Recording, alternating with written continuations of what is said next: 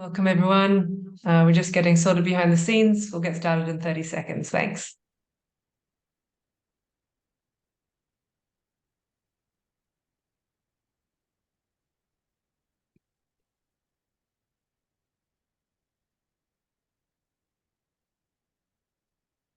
Hi from Malta. Fabulous. I'll get started. I think everything's set up behind the scenes, and we've got a good number of people who have now joined. So welcome, everybody, and thanks to all for joining. My name is Naomi Burke-Shye, and I'm the Executive Director of Harm Reduction International. We are an international NGO which works to use data and advocacy to promote harm reduction and drug policy reform, and to demonstrate how rights-based, evidence-informed responses to drugs contribute to healthier, safer societies.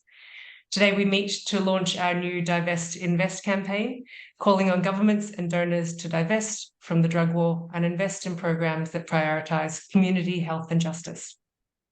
Over $100 billion is spent on drug law enforcement each year. At last count, investment in harm reduction totaled $131 million, merely 5% of the estimated resource need in low and middle income countries. Decades of this punitive approach to drugs has not decreased drug use or drug sales. It hasn't helped reduce drug-related harms. In fact, we have decades of evidence clearly showing the harms caused by punitive drug policies. Preventable overdose deaths, state-sanctioned killings, and the spread of HIV and viral hepatitis are just some of the consequences of these punitive policies. And I want to underline here that these are not the consequences of drug use, but the consequences of drug laws and drug law enforcement.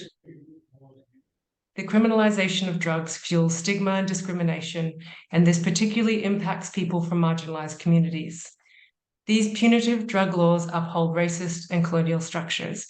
Marginalised and racialised communities are disproportionately targeted and affected by these punitive laws and policies.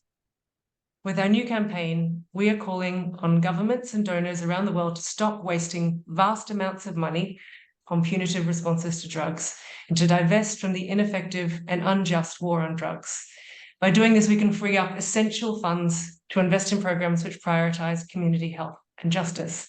And this includes harm reduction as well as other social and community programs that benefit marginalised people and lead to healthier, safer societies.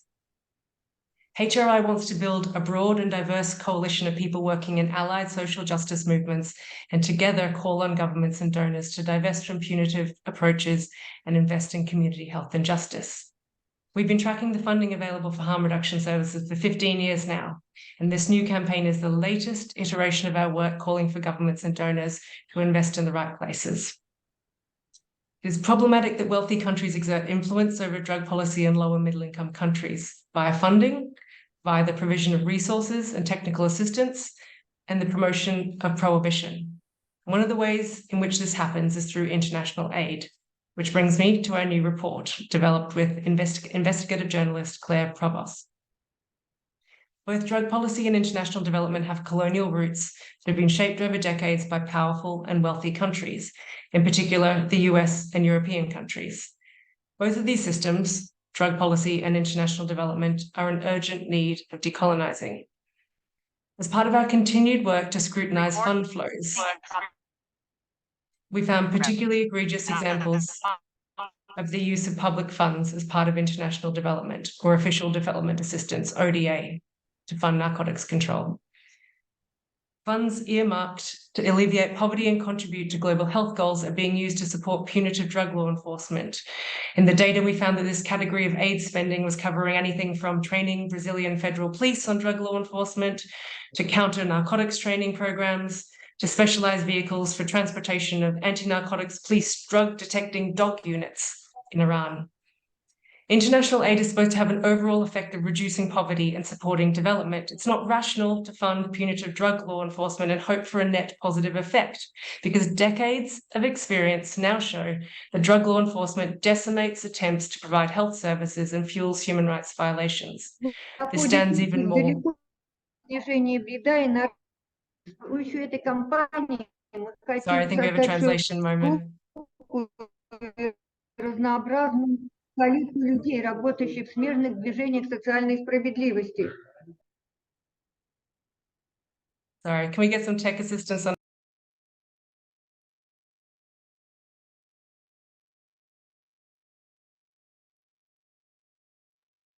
Great, thank you so much. So, if you're not already convinced that narcotics control has no place in aid budgets, we hope that you will be by the end of this webinar. We'd like to thank the Elton John AIDS Foundation for supporting HRI in this campaign and our broader work on sustainable funding for harm reduction, and for making this event possible together with the Robert Carr Fund, Open Society Foundations, and UNAIDS. Please visit our campaign site. You can see the URL in the chat and find out more to receive campaign updates. So first up, we're going to hear from Claire Provost. Before I turn to Claire for the main event, I'll also welcome our three fantastic panelists, Anidi Akpan, Ernesto Cortés, and Ambika Sadkunanathan, who will be sharing their perspectives on the impact of state-sponsored and drug-supported punitive drug control in Nigeria, Costa Rica, and Sri Lanka, respectively. We'll then have some time for discussion questions. Please use the chat function. We're providing interpretation, as is apparent, in French, Spanish, and Russian. So please make sure you're switched to the right channel. We'll continue to manage any of the minor issues that come up during the webinar with translation. Please be patient with us. Fantastic. So first, Claire, welcome. Claire Provost is a senior investigative journalist, editor, and author with particular experience in cross-border, follow the money, and feminist investigations. Thanks to Claire for your incredible work on this research. Please take it away.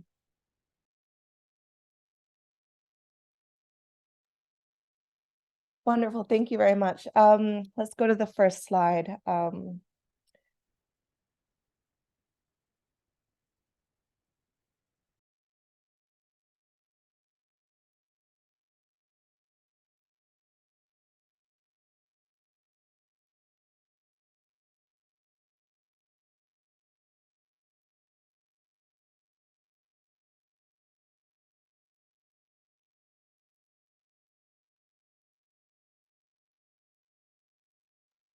Okay, you can turn to the next slide.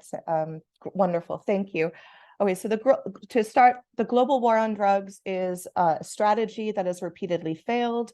It is ideological, it is counterproductive with potentially disastrous consequences for some of the world's poorest. Those are just examples of direct quotes from reports from the World Bank, the European Parliament, and also from UK aid-funded research. The evidence base is now very wide indeed that punitive approaches to drugs fail to reduce drug use, but succeed in perpetuating human rights abuses and impeding public health responses. Next slide.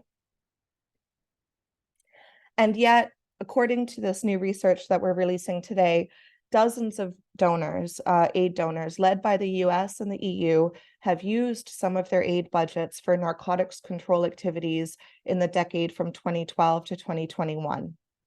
As mentioned before, these are dedicated budgets that are supposed to support poverty reduction and development goals, including the fight against HIV and AIDS. And from these budgets, we identified almost $1 billion of aid that was spent on narcotics control over that period, including about 70 million spent in countries where there is the death penalty for drug-related offenses. Next slide.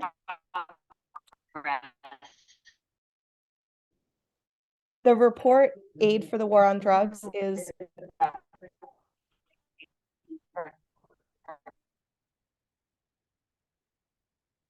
the report Aid for the War on Drugs is based on analysis of data that donors themselves reported to the OECD in Paris. The OECD, Organization for Economic Cooperation and Development, currently sets the rules on what kind of spending donors can count as aid. But the details of what can be include things that few taxpayers will be aware of.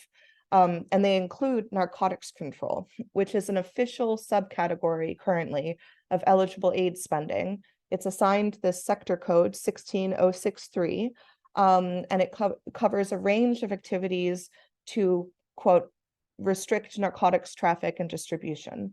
This subcategory wasn't always there within the aid definition. It was introduced in the 1990s when a number of changes were made to include spending on global issues, also including peacekeeping and the environment. And these changes were made to maintain the relevance of aid in a globalized world. Next slide. but the few people know about these details. So when we looked into the data, we looked at this decade of aid spending from 2012 to 2021, which is the latest full year that's currently available in the OECD's aid database.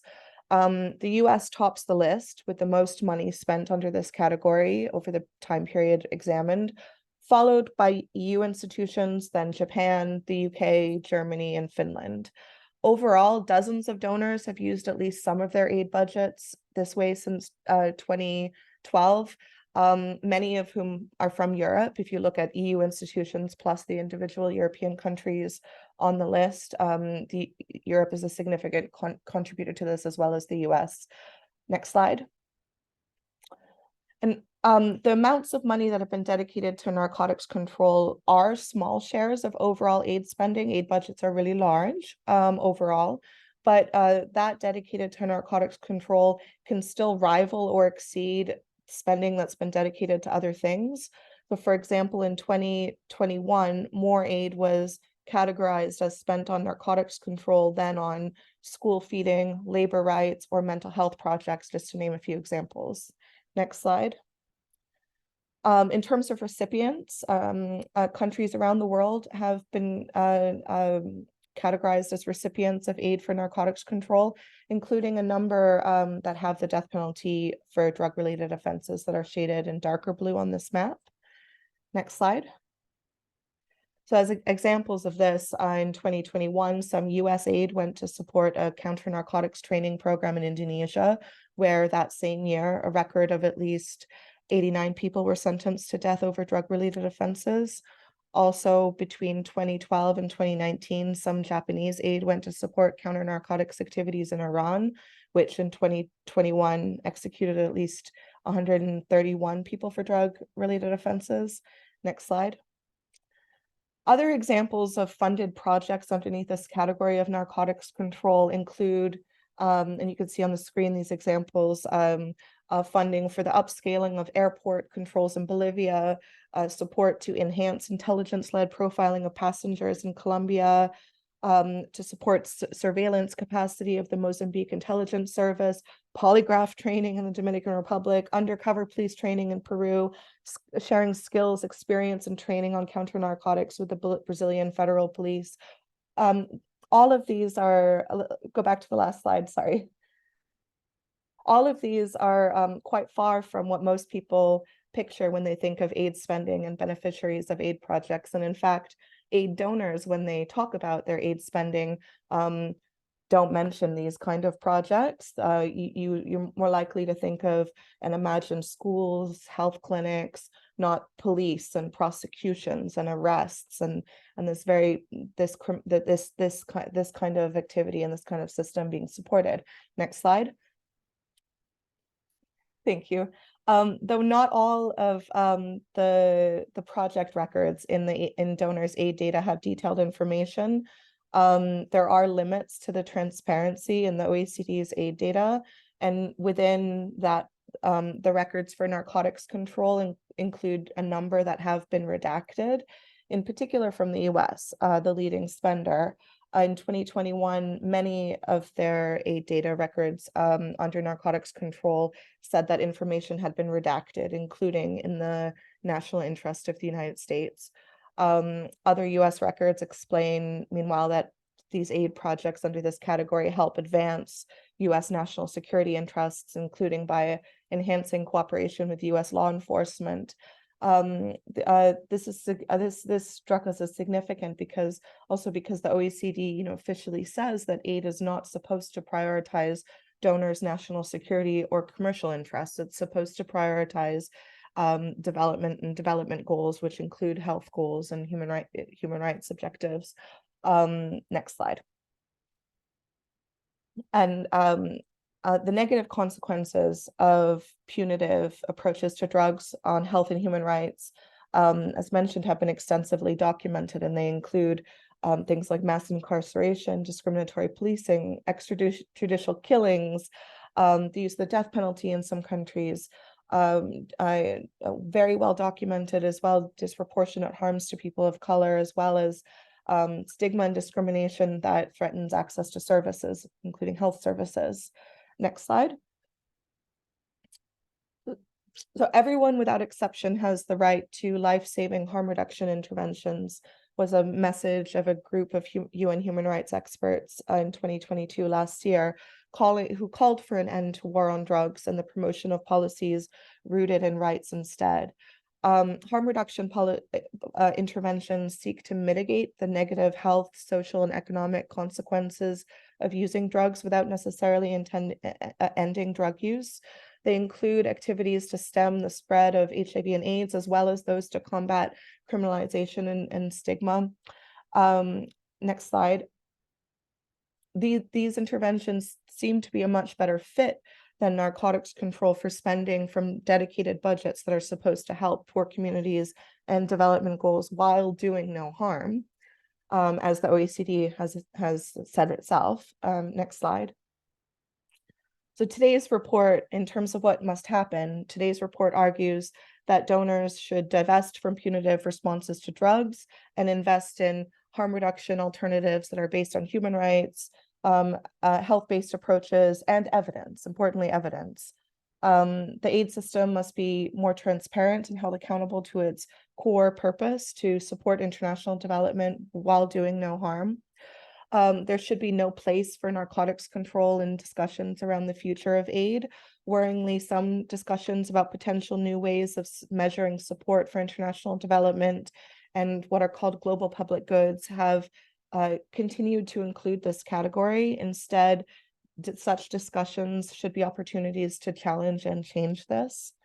And then, I can leave it there and pass over to the back to the moderators and other speakers. Thank you very much. Thanks, Claire. That kicks us off to a really strong start, and we'll come back to you for some more questions.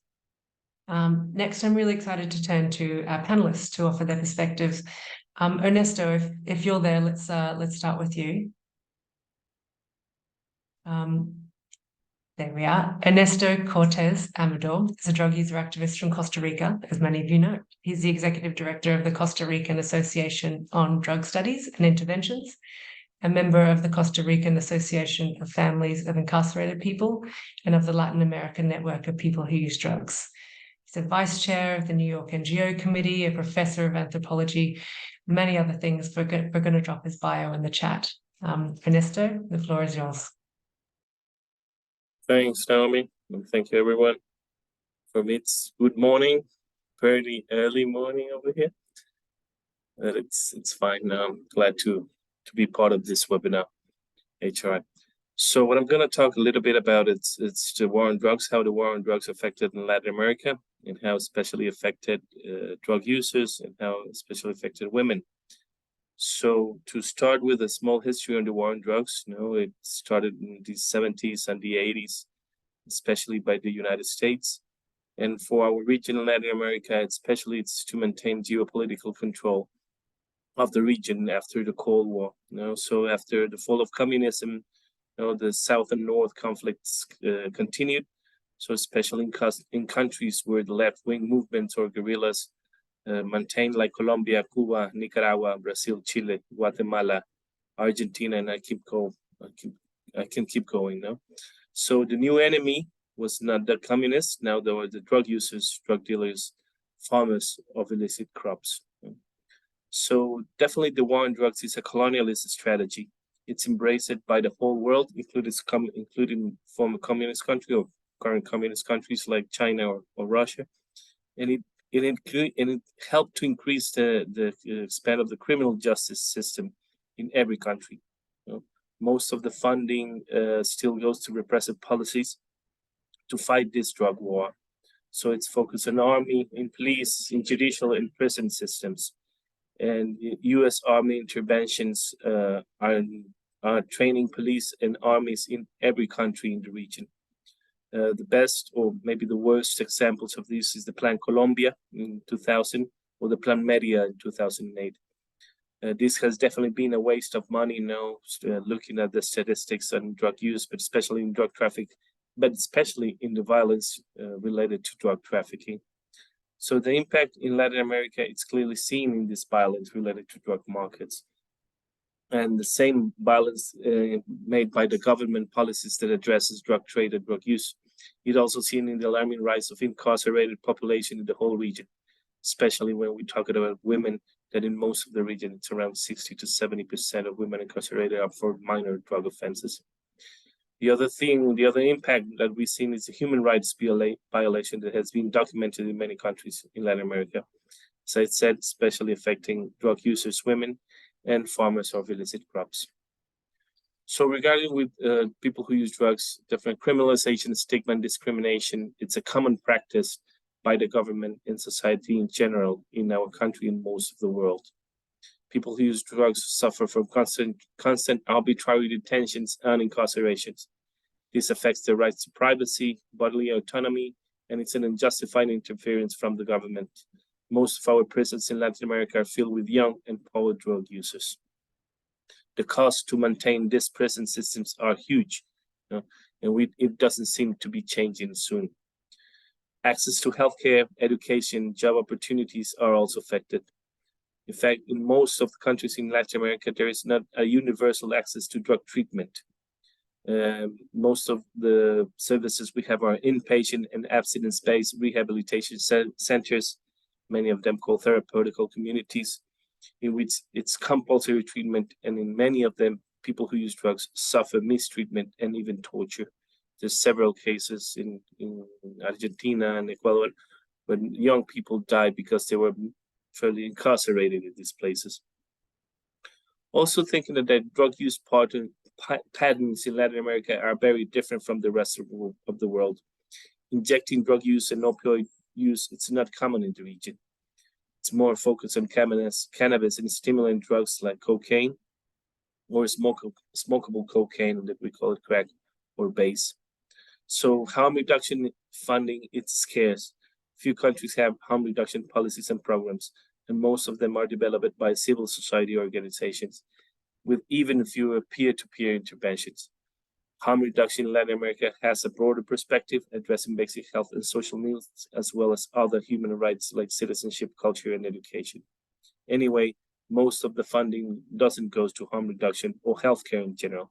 It goes to punitive drug laws, funding armies, funding police officers, funding attorneys, and prison systems. At the end, there's almost no participation and community engagement of people who use drugs at a public policy decision spaces. People who use drugs are not even considered key population in the HIV response and global fund funding. And Lam put, with HIV Global Fund technical assistance, we did it, and we can share it later on the webinar. So the impact on women, it's for sentencing for drug offenses in most countries, it's disproportionate. In some countries, the minimum sentences are higher than sexual abuse or similar to homicide. In Costa Rica, for example, the minimum sentence for drug trafficking, it's 8 years. When sexual abuse for a minor, it's for 5 years. Most of women incarcerated in Latin America are for minor drug offenses, like selling and transporting a small amount of drugs. Women who use drugs suffer a double stigma in criminalizations. They are most vulnerable to suffer health, social, and economical right violations, and even their right to family life, their children might be taken by state. Trans women and sex workers have a bigger risk of being criminalized and discriminated. They have less access to healthcare and job opportunities, and increases the risk of HIV, hepatitis, and any other ITS transmissions. Most of these women live in vulnerable socioeconomic conditions, are household, and have children or elderly people in charge. Their incarceration does nothing to disrupt these drug markets or reduce the drug trade. In fact, they are constantly replaced as they are the low-level jobs. They have the low-level jobs. Their social and economical condition worsen when incarcerated and also affect their families and communities. Not many countries invest in this population, reinserting them after prison. And in general, as I said, most of the funding for drug control goes to punitive drug laws. So in conclusion, decolonizing drug policy means to understand the war on drugs. It's a geopolitical strategy to maintain control of the global south. and especially control for most vulnerable of populations. As I say, drug users, women, young people, and certain people from certain races. It is known that war on drugs is a complete failure and causes more harm than drug use itself. One of these harms is the amount of funding and money dedicated for punitive laws and repressive drug policy. So drug policy should be based on human rights and public health approaches, and funding should be based on these criteria and regular evaluation reports. We don't really know how much success our drug policy has when we keep measuring by the amount of drugs seized or the amount of people put in prison. When we talk that drug control should be based on health and well-being, definitely the indicators that we're using are not the right one. So the other point and recommendation that we give out from our organizations and mainly LAMPD is that drug use and drug possession should be completely decriminalized, with no judicial or administrative sanction. This, as I said, it's a health issue, not a criminal issue. So we also need a real engagement of affected population in policy-making processes. This not only empowers communities, it is also the best way to end stigma and discrimination. Then the proportionality in sentences for minor drug offenses is a must. With a gender perspective, including the alternatives to incarceration, restorative justice approach, health and social economic opportunities. And to end, we also think that legal regulation of every drug production, distribution, and use should be discussed and should be thinned, at least to open up space for discussion. So as we said, it's nothing about us without us. Thank you very much. Thank you so much, Ernesto, for those incredibly powerful points and for really emphasizing the intersectional component, how punitive drug law impacts negatively and is compounded in the context of gender and sex work and other components. Next, I'm really pleased to introduce you all to Ambika Sadkunanathan, a human rights advocate based in Sri Lanka. Ambika was previously a commissioner of the Human Rights Commission of Sri Lanka. She's on the expert panel of the Trial Watch project of Clooney Foundation, and her research on human rights, criminal justice, counterterrorism law, gender, militarization, and penal policy is widely published. We'll drop her full bio in the chat. The floor is yours, Ambika. Thank you, Naomi. Very pleased to be here. Let me share my PowerPoint. Okay. Righto. So my presentation is titled Tracing the Money, the Militarized War Against Drugs and its Human Rights Impact, which we have seen in this region that I live in and also in Sri Lanka. So I set out the analytical framework because I think it's important for us to make these connections. The connections are that there is a nexus between the war on terror and the war on drugs and international aid, which does fuel both. Militarization is a common thread that connects them because in Sri Lanka, for instance, we see the military that was involved in the war on terror, which they then claim that because they won this war on terror, where many human rights violations took place, that they have now been employed to engage in the war on drugs. And therefore, the military plays a very active role in this. And we've also seen international agencies, the international community also supporting this through funding. As the other speakers have also said, the war on drugs is a war on the poor. And we find that the majority of persons in prison for drug offenses are from marginalized socioeconomic groups. In Sri Lanka, like in many other parts of the world, persons who use drugs are seen as outcasts, undesirable, they're demonized. And therefore, when there are human rights violations committed against them, you do not see public outrage. We've also seen in this region and in this country, Sri Lanka, Lanka, extrajudicial killings, or what they call encounter killings in this part of the world. We've also seen this incarceration have an adverse impact on children, because when their parents are incarcerated, adverse impact on children, their access to education.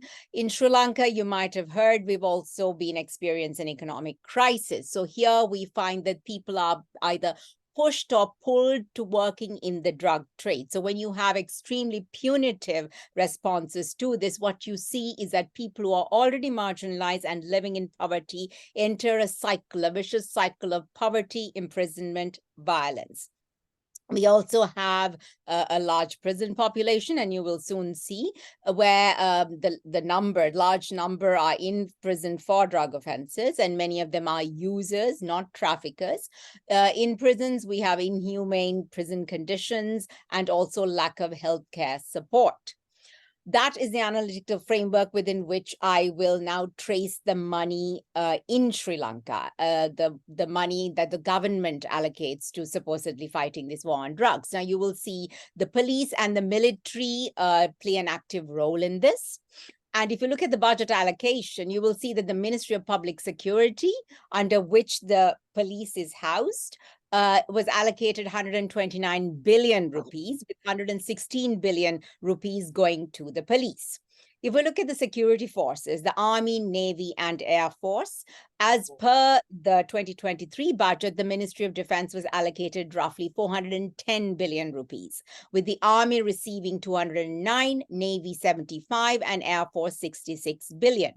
Then the president who resigned, all of you might have heard of him, Gotabaya Rajapaksa, he actually established a task force that was the aim of which was to combat drugs. And that task force received 9.8 billion rupees.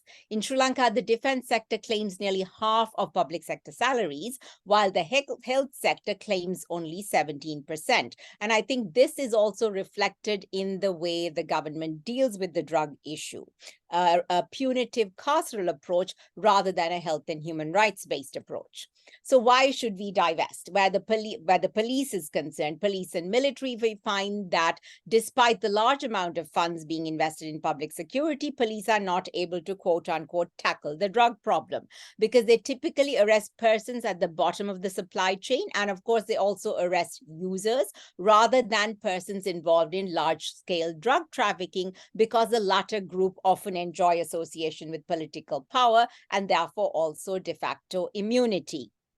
Corruption and malpractice in the police department is widespread, so much so that recently the Minister of Justice himself confirmed that the police arrest persons for vengeance and file wrongful drug cases, which leads to arrested persons being held in remand, we call it, but it's pretrial detention for several days. Actually, it's not several days, that's a typo, it's several months.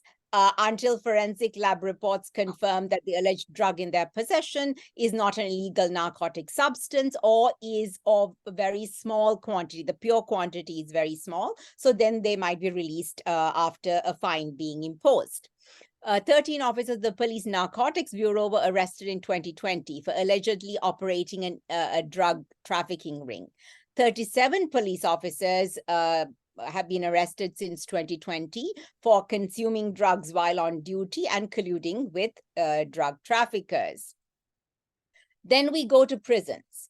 Nearly 60% of persons in prisons are convicted for drug-related offenses. According to a report recently tabled in Parliament, on a specific day, 10,470 persons are held in pre-trial detention for drug offenses, and 3,569 were convicted for drug-related offenses, which means that on that particular day, there were around 14,000 persons in prison for drug offenses. This was out of a total prison population of 26,791.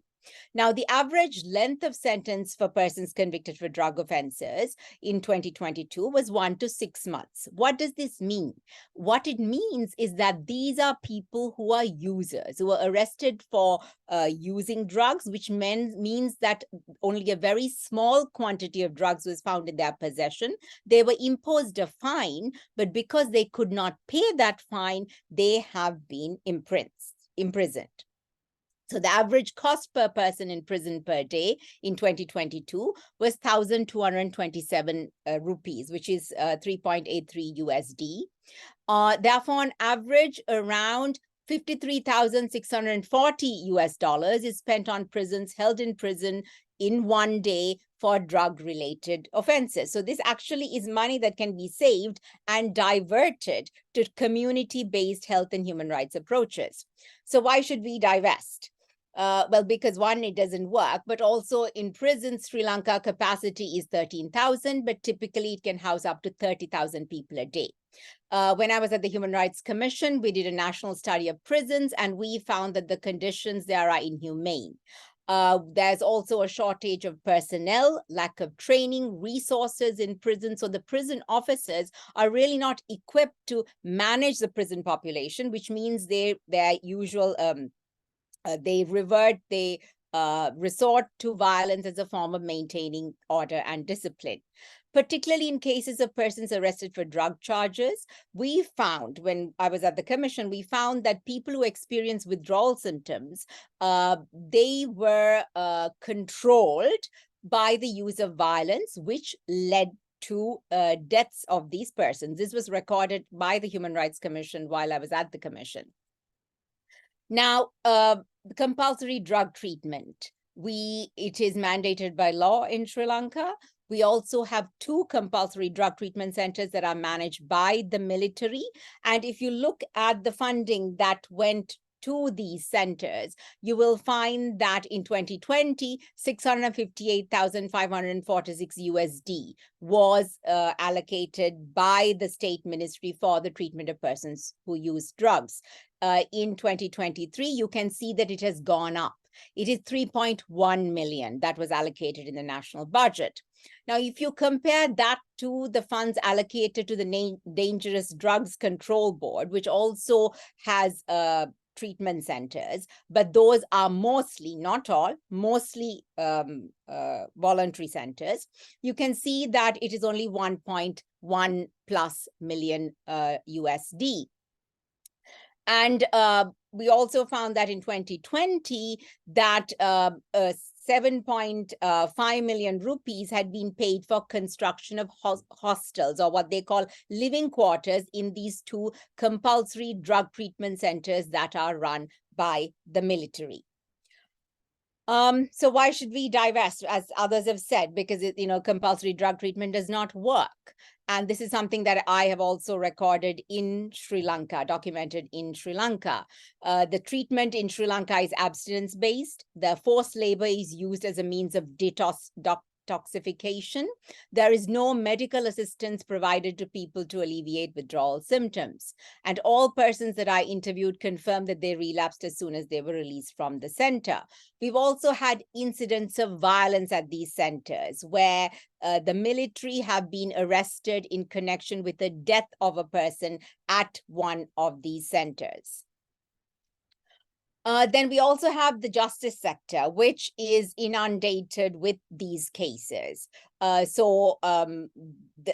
also means that the very slow and protracted legal process, that the criminal justice process in relation to anything in Sri Lanka, it gets delayed even more because they are burdened with these drug cases.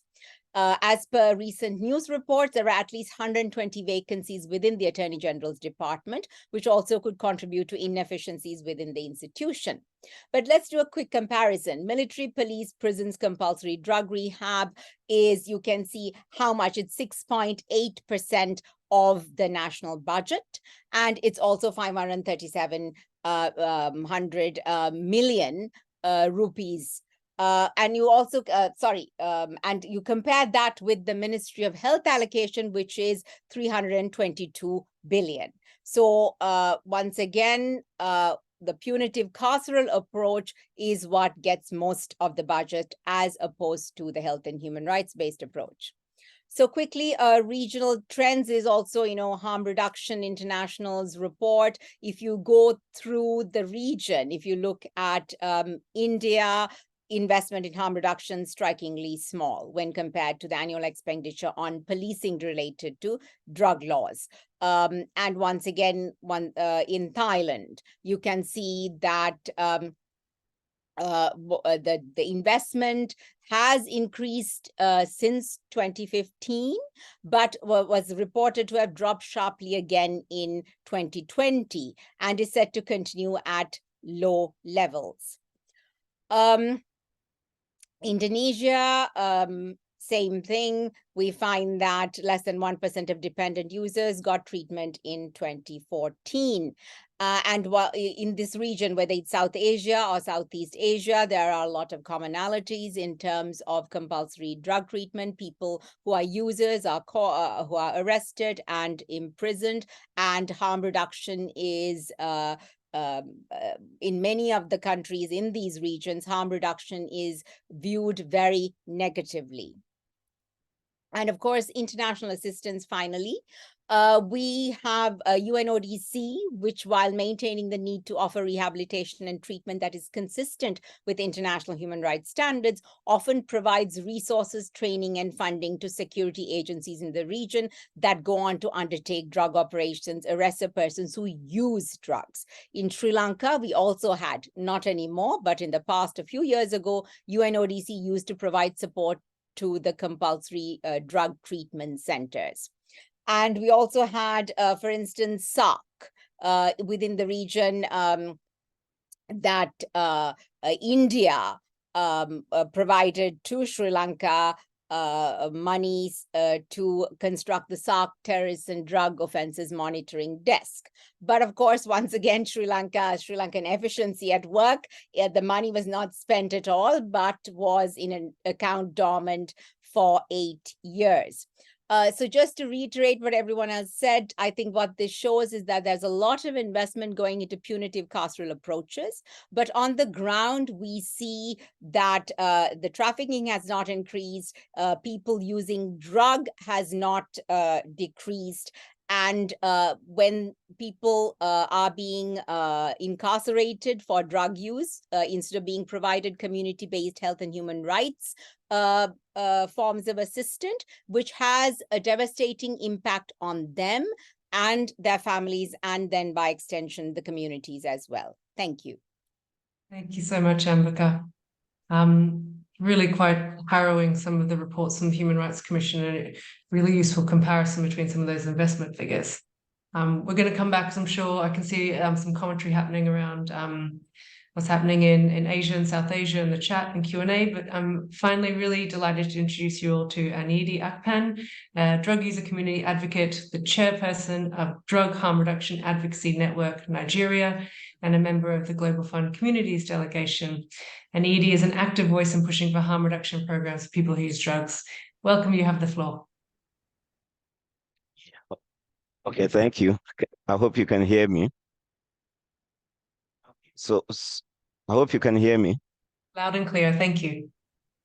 Okay, so I'll be talking on punitive drug response in Nigeria, a case of reinforcing the vicious cycle of poverty.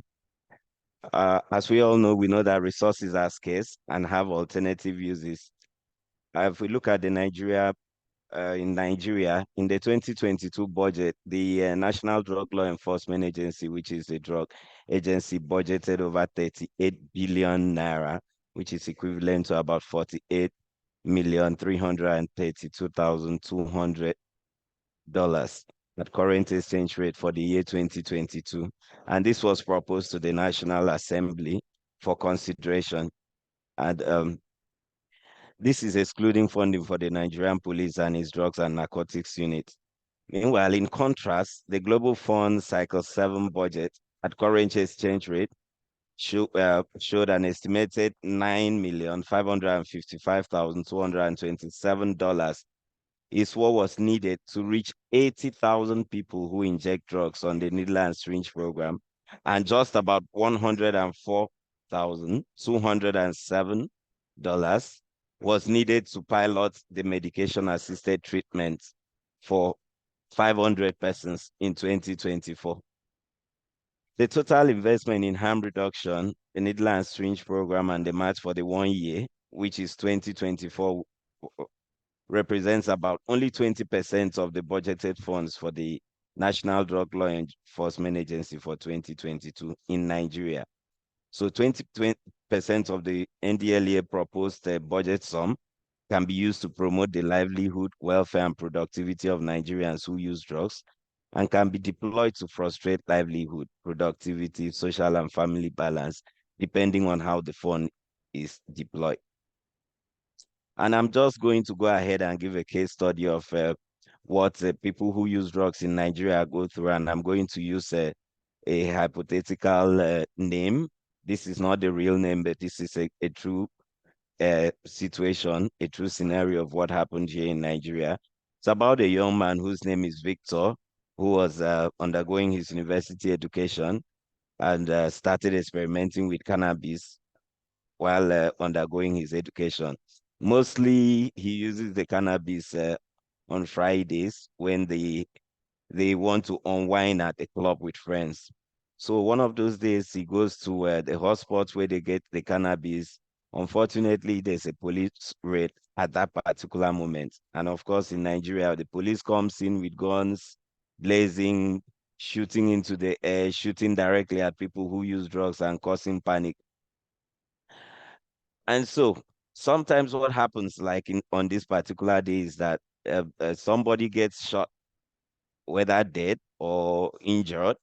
And of course, the police will always explain that away as a stray bullet hitting someone. 30 of them were arrested, including Victor, our friend that we are talking about, handcuffed, thrown into the back of a van, the normal way police treats people who use drugs, huddled together, lying, stacked on top of each other. And then, of course, the police officers will join, standing on all of them, packed on the van. At the end of the day, before they get to the police station, about 9 persons had negotiated their escape. And of course, that, as we know, that involved bribing of police officers in the form of a bail at the particular point where they are arrested. And then only 21 persons were taken to the police station. When you get to the police station, what happens is that the price for bribery to be released is going to increase. And so at the end of the day, our person, Victor, who could not afford to bribe, both at the spot where he was arrested and at the police station, ends up in the cell. When we talk about the cell, the typical Nigerian cell is about 12 by 12 small, will be overpopulated with inmates who sometimes do not have any reason being there. Of course, getting to the police station is another level of experience with violence. You'll be beaten for no just reason. Any police officer that comes across you will beat you, can be slapped, you can be dehumanized at any point once you get to the police station. Of course, that is their territory, and so there's really nothing anybody can do about it. At the end of the day, Victor, our friend, is in prison. He has 2 options. Is either he calls his parents for his parents to intervene, and of course, what the parents will do is to come and bribe to get him out, or he does not tell his parents, hoping that the police will come to their senses and realize that even though he was arrested at a place where drug use is common, that he does not have any drug on him and that there's no evidence to hold him in the cell. He chooses to wait for the police to come around. But unfortunately, after some time, he notices that it will not be possible for him to live without having to bribe his way out. And so he calls on his parents. What usually happens in Nigeria is that there's so much stigma, there's so much discrimination of people who use drugs that even within the family setting, being mentioned as someone who uses drugs attracts more or less exclusion from siblings, from the parents, and from neighbors and everybody around. And so at the end of the day, he had to call his parents. 30,000 naira is given to the police. And of course, what makes it worse is that the father is a pastor in a local parish and wants to be seen or wants to carry the reputation that he has well-trained children. But here he is, his son is in the cell, and he was caught at a drug use hotspot.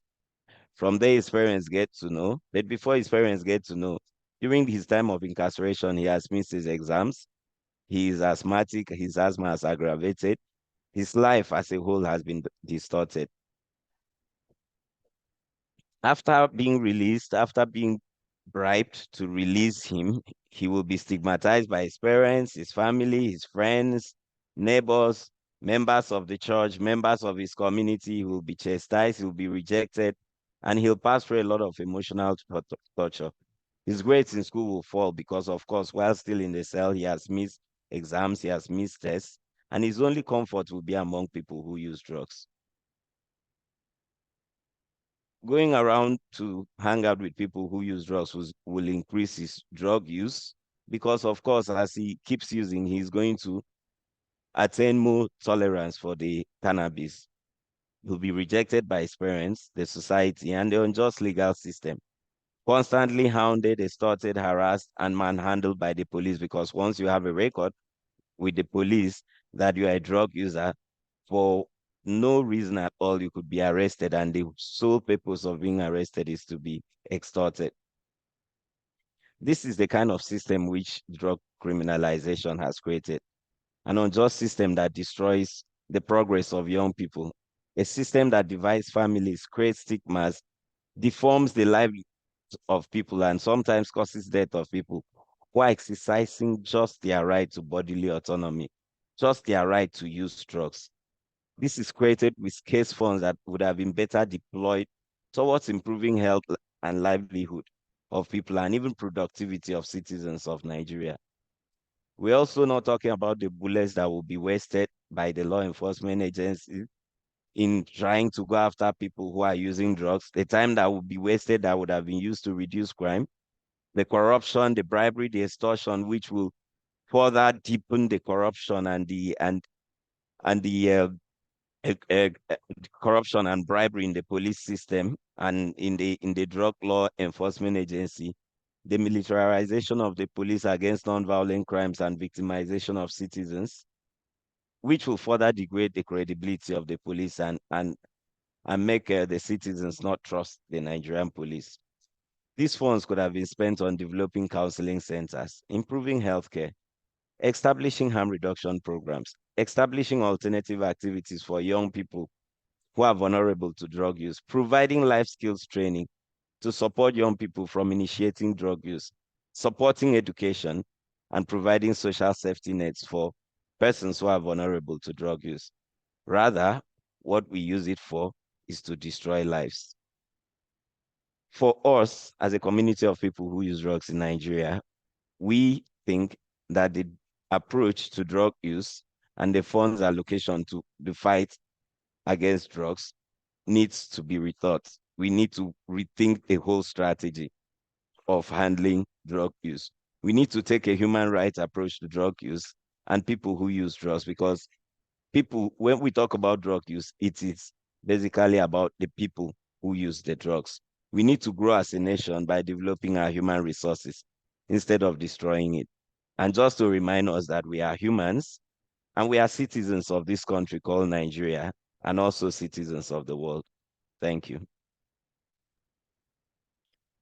Thank you, Annie, for that powerful story of Victor. And I can see that we've shared in the chat as well some additional insights from Nigeria. I think highlighting the experience of young people is particularly relevant, and also your story kind of demonstrated how there are vested financial interests at every stage of what we're grappling with and trying to reform the drug system. And those financial interests, I think, are the most difficult to disentangle. So with that, I'd love to go back to Claire, the author of the report, to kick off questions. I think we'll take about 13 minutes, to go till about 10 past the hour.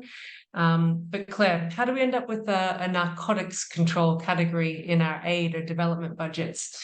Particularly given there's so many discussions on reimagining aid structures. In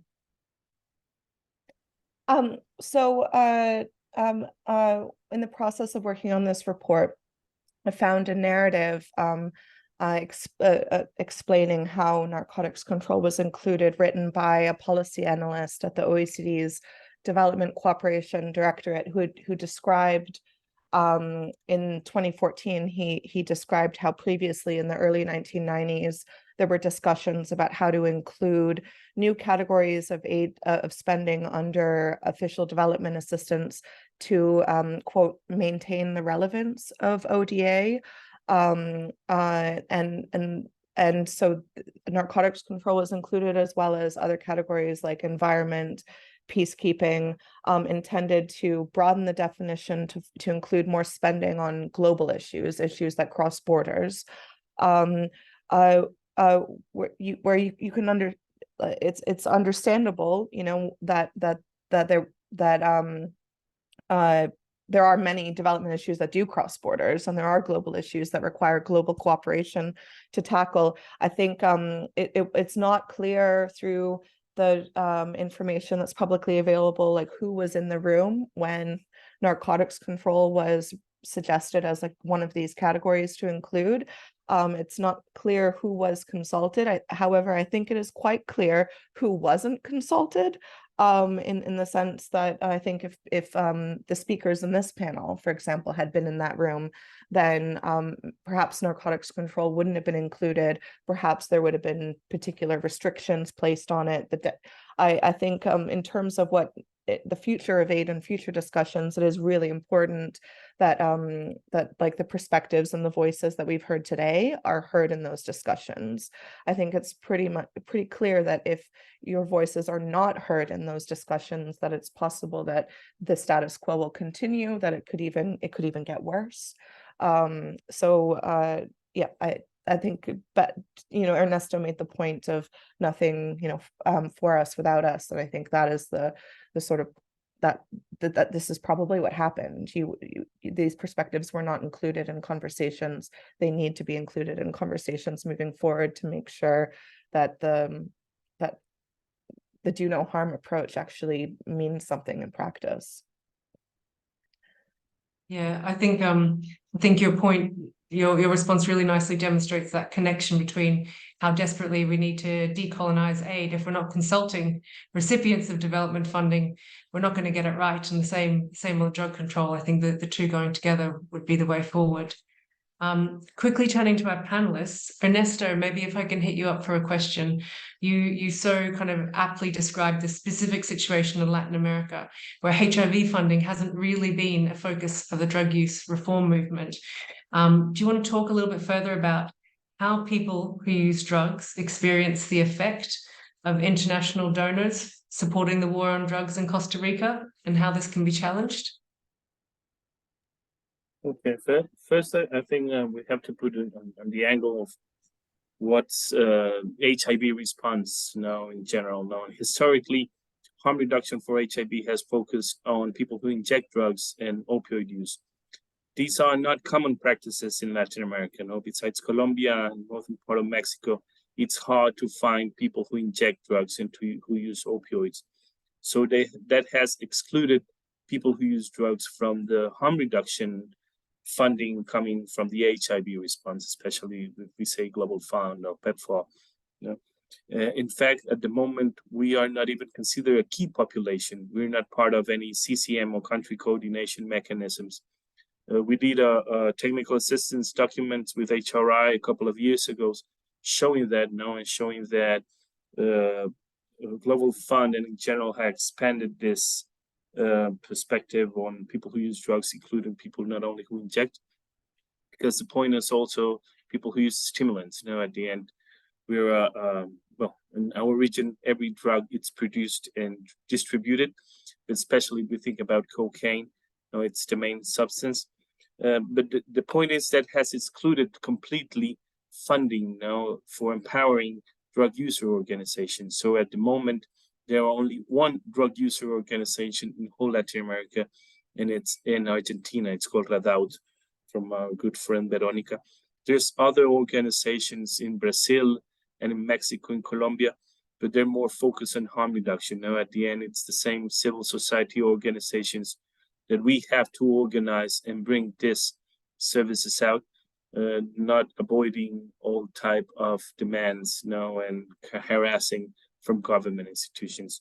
In fact, we could say in many countries in Latin America, governments and society in general don't even know what harm reduction is. And most of the funding, if not all of the funding, goes to repressive drug policies funding armies and police. Yeah, so exactly that point. Most of that funding is really impacting the community in terms of policing them, as opposed to offering any, support, anti-poverty or health response. Ambika, I don't know if you can see in the chat there, but we've got a great question from Ganadovka. It seems that we're all in agreement about the dangers of investment in repressive policy. Do we have any new messages, any thoughts from Sri Lanka about how we can speak to our opponents in law enforcement or populist politicians? Well, difficult question. I'll try answering it. I think I don't think it's possible to bring about change by changing the mindsets of everyone. Sometimes we just have to change the context. We have to change the structure. So for instance, in Sri Lanka, we have a massive military, which we do need to demobilize and demilitarize. So once you shrink that, then by extension, their role in drug control, drug treatment would probably stop. The other is, of course, what we've been speaking about, which is international aid. We have UNODC supporting it, or we have the government of Japan, we have the EU providing funds with some of these activities, also under the guise of counter-terror, which is why we need to look at both the intersection of counter-terror as well as this war on drugs. The other is, of course, when we see in Sri Lanka, we have increasing reports of police being arrested for using drugs, possession of drugs. That can be used as an argument to show why punitive measures don't work, that we do need to provide the community health-based support to approach it as a health problem. Police brutality, once again, it is structural and deeply entrenched. It is not only in relation to drugs, but in relation to everything in Sri Lanka. And I think that's the same in many parts of the world. So once again, we need to focus on some of those structural reforms, which might by extension, by default, also deal with some of the problems that we're facing in relation to drug control. Yes, a difficult question. I think that's about as good as we can get. I'm going to go quickly to Claire for this clarifying question from Steve in the chat. Just to clarify, Claire, alternative development, is that included under aid or the international development ODA figures in the report? I think the answer is no, but I'd rather go to the expert on this. Can we get Steve to elaborate what he means? Alternative development. So, for example, the government saying, here are some beans to go grow coffee or pea crops instead of coca. Possibly. So there are really thousands of projects included under narcotics control. So and unfortunately, in many cases, there are significant redactions. So in the case of the US, for example, there are so many redactions, we can't say 100% for sure, like what exactly that money was spent for.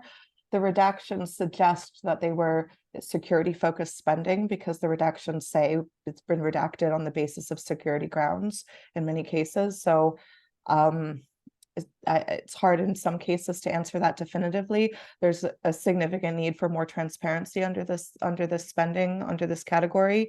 When donors have been quite detailed in their records, they often describe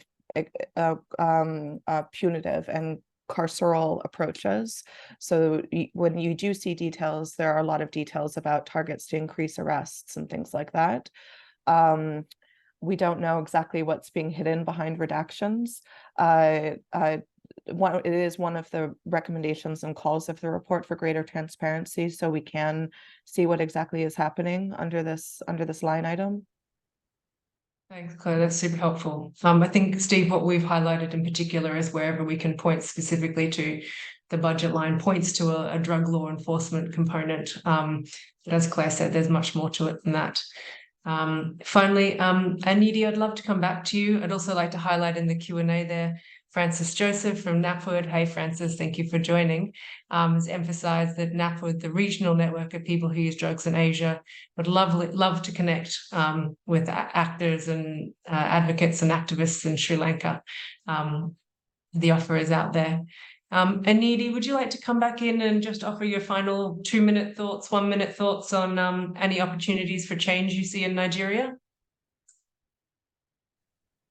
Yes. Yeah, thank you very much. Thank you, Naomi. So first of all, I think we need to recognize firstly that in country that drug use is it's a human rights issue. It's the right to bodily autonomy. People choose to use drugs and can choose to stop it, just like people choose to, be on a diet. But the opportunities for change is there. Where we are working as a drug user movement, to meet with the National Assembly to say, okay, if we are not able to stop the punitive response because of the influence of international organizations and the funding that we get from donor agencies like the UNODC and all of that, at least let's establish a threshold for drug possession for people who use it personally, for people who carry these drugs for personal use. We can't just arrest everybody with, one wrap of cannabis and throw them into cells for weeks and months sometimes, and even forget about them.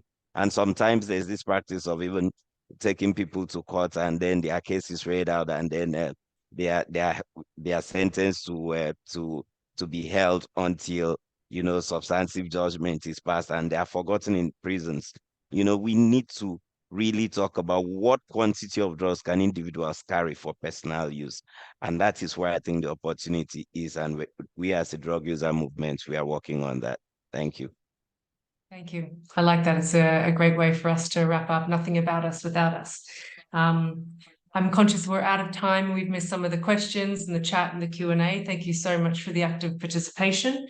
Thank you to the translators who have tried to catch up with my tripping along in too fast English.